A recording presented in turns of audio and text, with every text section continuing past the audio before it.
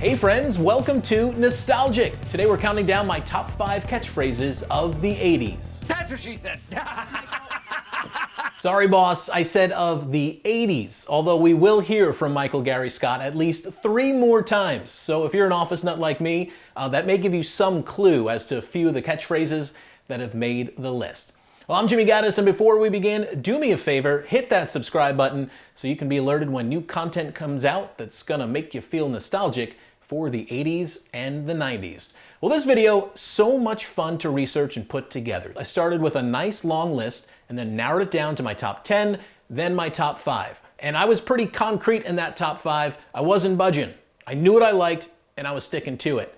But a funny thing happens as you start to do the research. That list would repeatedly change. And that's because I was learning the story behind and around these catchphrases, and there were some that I kind of liked more than others. And to be quite honest, my number 5 catchphrase eventually turned into my number 1 because I absolutely adore the story around it. All right, at this point you're thinking, now I'm intrigued, but get on with it. So without further ado, here are my top 5 catchphrases of the 80s. Number 5. I pity the fool that tries to get in my way. I pity the fool, a line that would define Lawrence Turreau, better known as Mr. T's, career. The first time he said it, 1982, while playing the villain Clubber Lang in Rocky III. No, I don't hate Balboa, but I pity the fool, and I will destroy any man who tries to take what I got. Spoiler alert, Rocky loses the first fight to Clubber Lang, but thanks to the power of the training montage, Rocky emerges victorious in the rematch. As for Mr. T, I pity the fool would become his trademark phrase, a line he trademarked right to the bank, as he explained on Conan in 2011. So what happens if someone uses that in a commercial? Oh, man. Oh, my people gonna be on them. Oh, yeah. Right. That's part of Mr. T retirement fund. Right. That's when T stands for take you to court. Oh, yeah. So to pity a fool means you have empathy for their misfortune. When Mr. T said it, yeah, he felt sorry for that fool. The thing was, their misfortune was coming on behalf of Mr. T. Out of there, you. Now talk. In 1983, the phrase would become more widely known among us kids as Mr. T would land his own show called Mr. T. Yeah, it was one of our beloved Saturday morning cartoons. And at the end of the episode, Mr. T would deliver some valuable lessons in real life, often using his catchphrase. Listen, and listen good. I'm talking to you. When a new kid moves in on your block, what's your attitude? Do you figure, what do we need him for? Well, I pity the fool that makes that mistake. Some people make fun of others for wearing glasses. Well, I pity the fools who do that. Because there's nothing wrong with wearing glasses if you need them, right?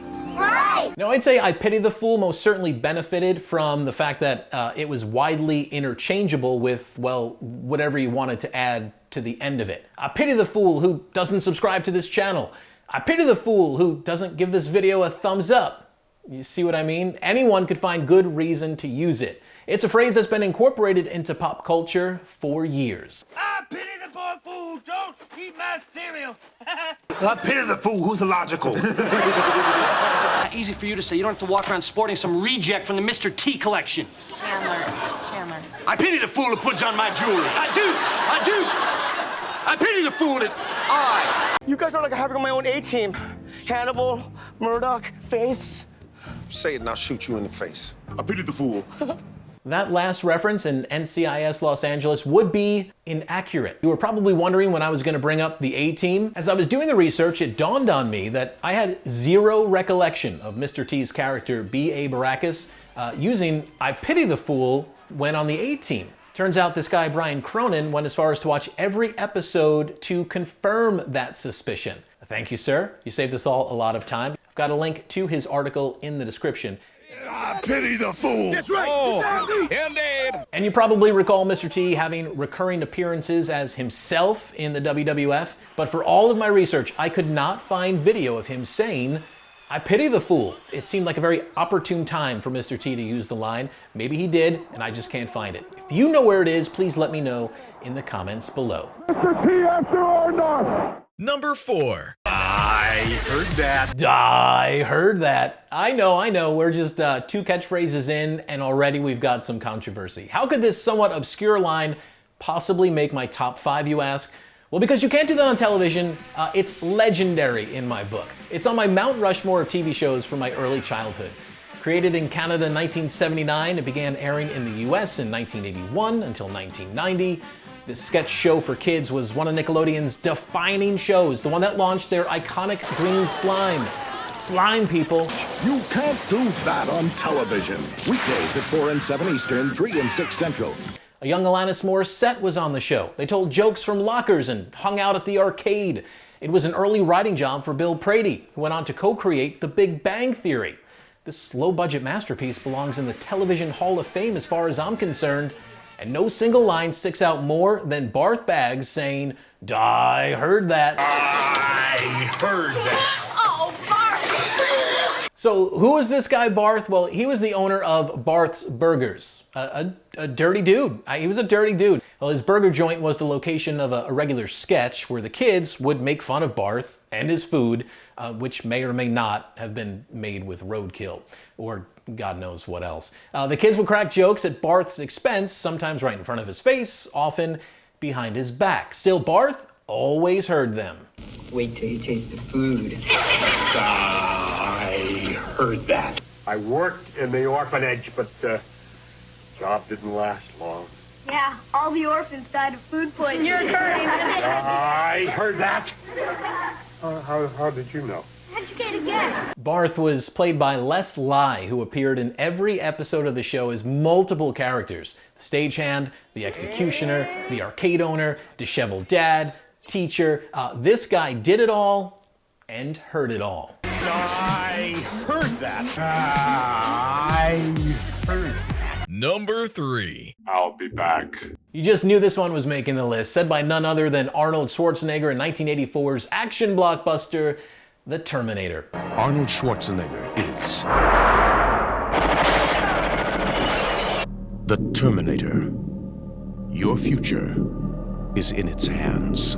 Well, this movie and that line would help launch Schwarzenegger's rise to stardom as he became one of the biggest larger-than-life movie stars of the 80s and 90s.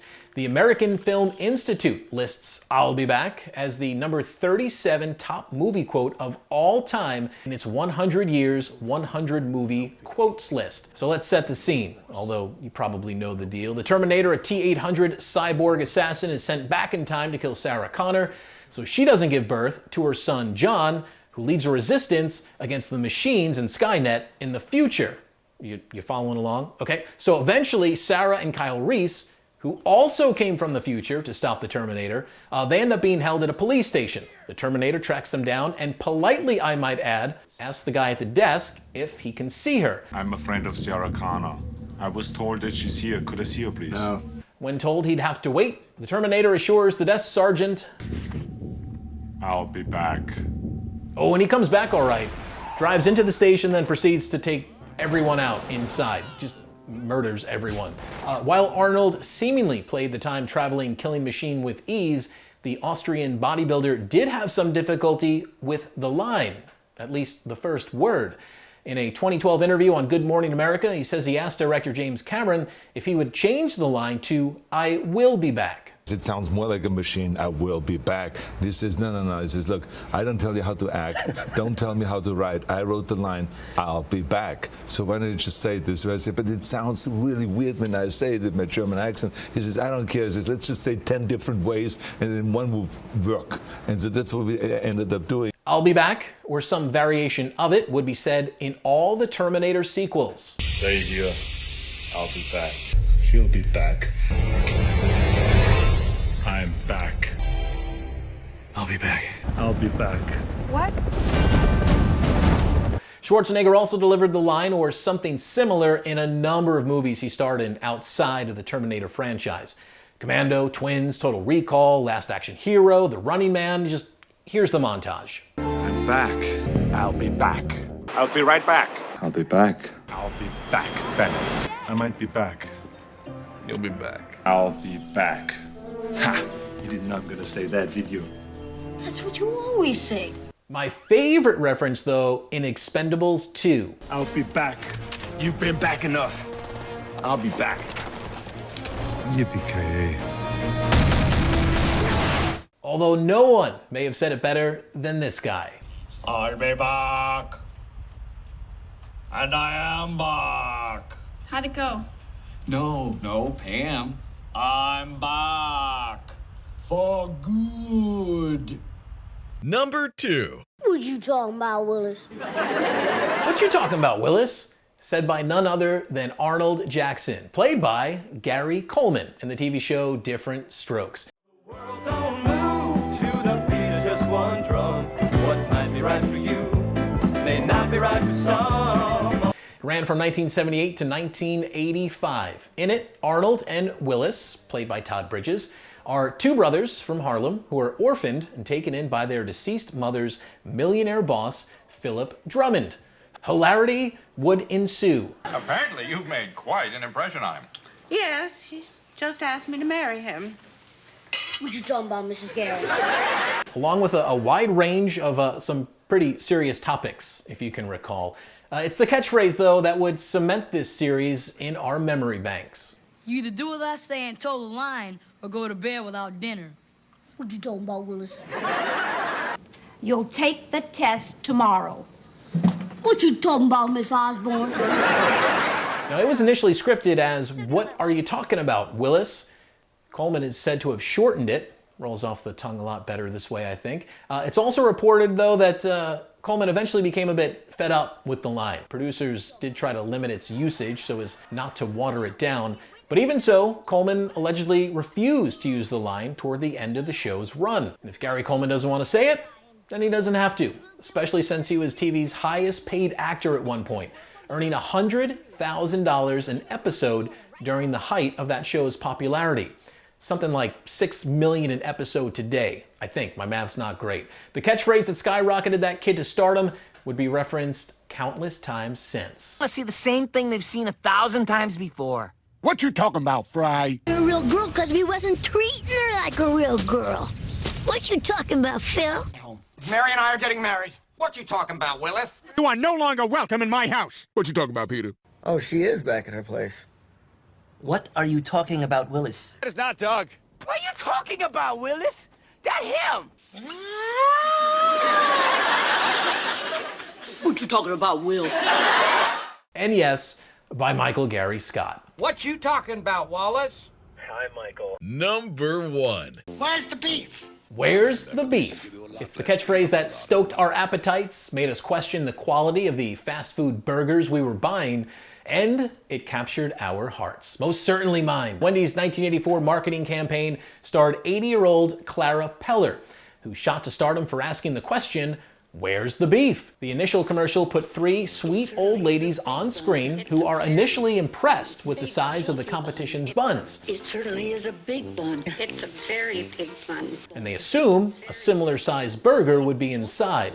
But upon further inspection, the women are surprised with what they find, and the diminutive 4'5" Clara delivers the goods. Where's the beef? At Wendy's, we serve a hamburger we modestly call a single. And Wendy's single has more beef than the Whopper or Big Mac. At Wendy's, you get more beef and less bun. Hey, where's the beef?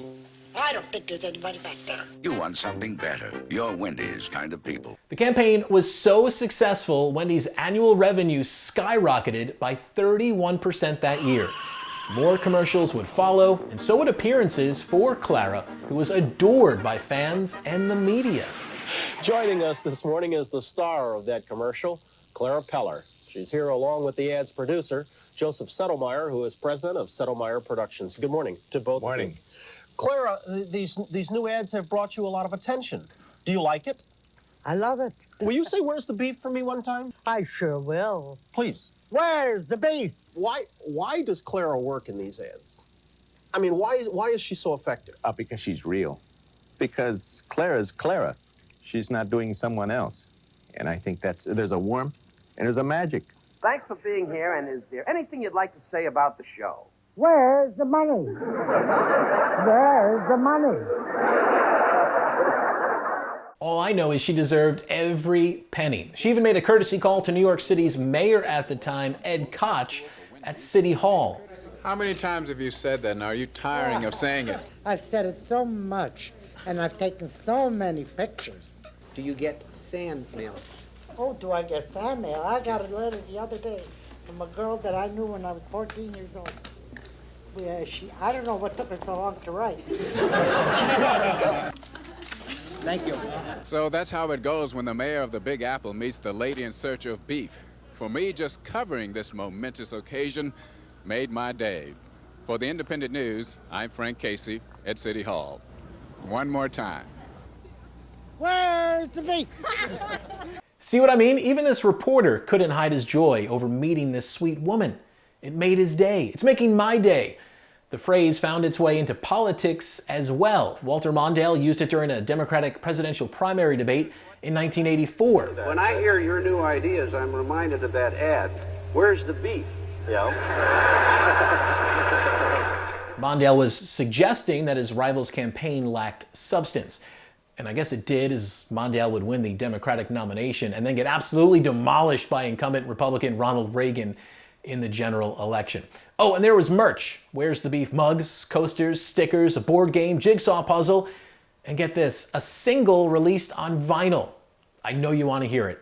Take a listen. I've had burgers, well done and rare. Now I got one that ain't even there. She got no response from ringing the bell, and that's when she started to yell, Where's the beef? She don't see no beef at all. Where's the beef? Cop and catch the thief, the one who stole this lady's beef. Where's the beef? It's pretty catchy. So there it is. Those are my top 5 catchphrases of the 80s. I'll put my honorable mentions in the description in case you were wondering which catchphrases ended up rounding out my top 10. And now, contest time. Want to know how you can win this 11x14 signed Boba Fett toy photo print? It's easy. I just want to know what you think of my top 5 list. Be sure to let me know in the comments below. Do you think I was spot on? Did I leave something out? Everyone who leaves a comment will be entered to win. I will announce the winner of the random drawing in the next video. I just want to give some stuff away from Alaska, all right? Send you a little something something from up north. If you enjoyed this video, please give it a like so we can get it out to more people and grow the nostalgic community. If you haven't already, please subscribe for more content that's going to make you feel nostalgic for the 80s and the 90s. I'm Jimmy Gaddis. Thank you so much for watching.